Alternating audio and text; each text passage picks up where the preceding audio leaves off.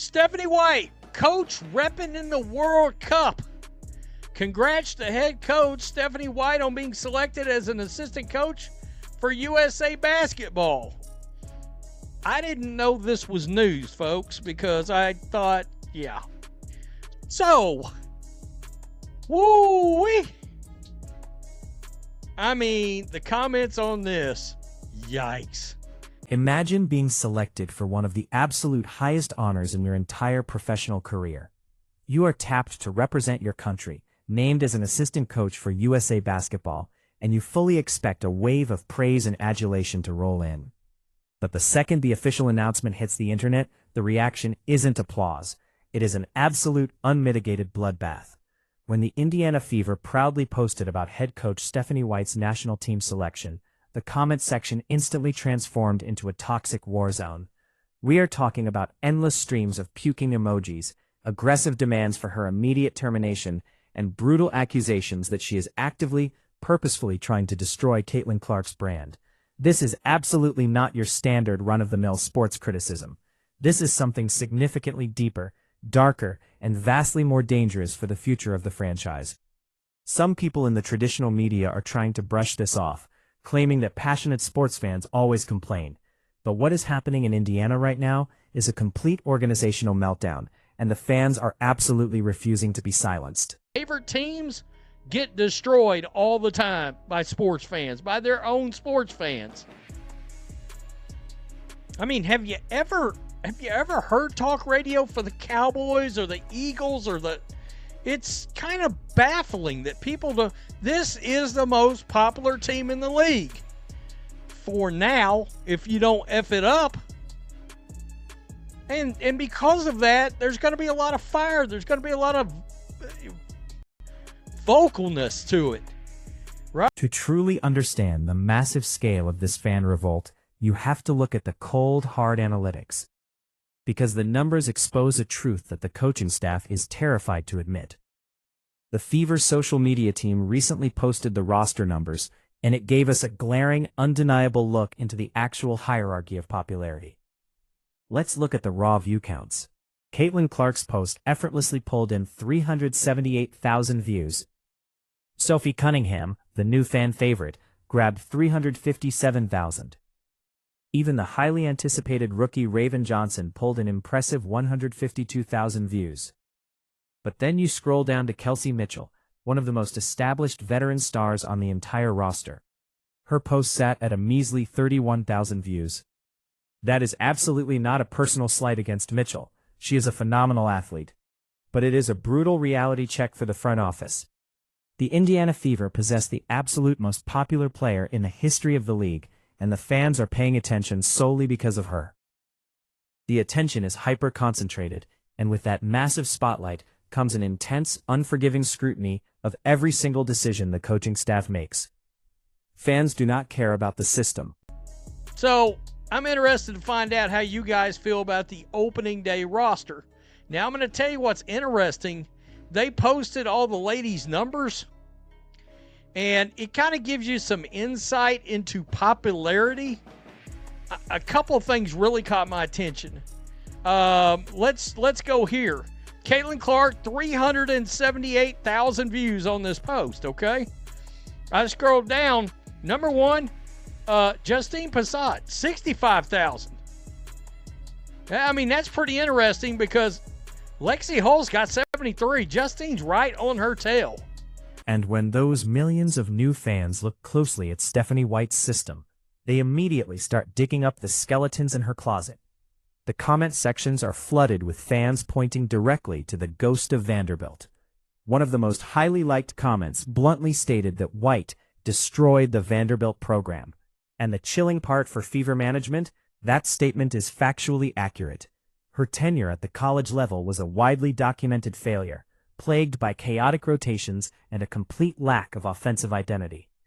The Indiana faithful are aggressively connecting the dots. They are watching the current disjointed offense, the bizarre lack of chemistry, and the confusing substitution patterns, and they are terrified that history is repeating itself on the professional stage. The fans are not just blindly hating, they are doing their research. They see a coach who has failed to elevate talent in the past, and they are absolutely refusing to let her drag a generational prospect down with her. She destroyed the Vanderbilt program. Factual. That's factual. This one just kills me. The cesspool of troll podcasters going to be in full swing today, crashing out. I mean, you really, yeah, we make people feel the way, we don't have that kind of control over anybody. People are free. It's a free country. They're going to feel the way they want to feel. But the frustration goes far beyond simple incompetence. There is a growing, incredibly loud segment of the fan base that genuinely believes this is intentional sabotage. The defining criticism, the one that shows up in every single thread, is that Stephanie White is actively trying to keep Caitlin Clark off the ball. Fans are watching the greatest perimeter shooter to ever touch a basketball being relegated to the corner as a decoy, while less dynamic players blindly dribble the air out of the ball. One commenter perfectly summarized the outrage by asking if White was going to try to keep Caitlin off the ball in the World Cup too. People are openly accusing Stephanie White of playing lockdown defense on her own superstar. Why would a head coach take the ball out of the hands of the ultimate playmaker? Fans believe it is a calculated ego trip.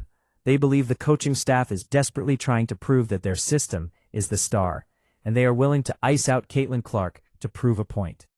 It is a terrifying tactical decision that is actively killing the offensive flow. Or to make thousands of fans feel a certain way about their coach. That's not how this works. Fans watch the games, they see the rotations, they notice when their star player is being used incorrectly. They form opinions based on results. And show it? Yeah, I'm not going to hide that. You right about that. Not going to. And unapologetic about it. We just can't wake up out of this nightmare. Not going to win with her. Woo, overrated and needs to go. I got to tell you, wow. Is she going to try to keep Cece off ball in the World Cup too? She'll F that up too. Fever need a new coach, not an alphabet activist. She is. This specific outrage has exposed a massive, deep-rooted cultural war currently tearing the WNBA fan base apart. The league just experienced unprecedented, explosive growth driven entirely by the Caitlin Clark effect. Television ratings that had been stagnant and dying for decades suddenly skyrocketed into the millions. Empty arenas magically sold out in minutes. But this massive growth brought in a brand new breed of fan. These are fans conditioned by the NBA. They are accustomed to high-level tactical analysis. They demand absolute accountability from the front office, and they expect their franchise stars to be featured, not marginalized. The old WNBA guard deeply resents this new energy. The veteran fans and traditional podcasters view the aggressive criticism of Stephanie White as disrespectful and toxic. They want the new fans to sit down, stay quiet, and respect the hierarchy. But the new fans are absolutely refusing to play by those outdated rules. They see a broken offense, and they are going to scream about it until it gets fixed. Sophie Cunningham recently let it slip to the media that the team was spending practice time specifically designing plays to get Kelsey Mitchell to her favorite spots on the left side. While Mitchell deserves her touches, the fan base completely erupted. Where are the custom-designed, innovative plays for the #1 overall pick? Where is the scheme that utilizes Caitlin's limitless range and elite court vision? When the fans hear that the coaching staff is prioritizing other players while actively restricting their superstar, the accusations of an alphabet activist agenda begin to fly.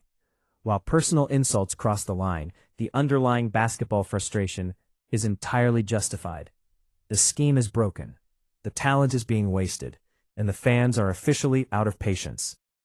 The Indiana Fever are currently sitting on a ticking time bomb, and the 2026 season is going to be the ultimate breaking point. The organization has a very clear choice to make. They can continue to dismiss this massive, overwhelming wave of criticism as just toxic internet trolls, burying their heads in the sand while the locker room slowly fractures. Or they can look at the cold, hard reality. Thousands of paying customers are all seeing the exact same glaring problem. When an entire stadium of people tells you that the ship is sinking, you don't blame the passengers, you fire the captain. If the exact same stagnant off-ball offense persists into the new season, the boos inside Gainbridge Fieldhouse are going to be deafening. Every single questionable rotation, every forced pass, and every preventable loss will be magnified 1,000 times over. The fans have already made up their minds. The only question left is whether the front office has the courage to do what is necessary before the greatest prospect in women's basketball history demands a trade. Drop your thoughts in the comments below. Is Stephanie White the biggest problem in Indiana, or are the fans overreacting? Let us know, and make sure you hit that subscribe button, because this WNBA civil war is just getting started.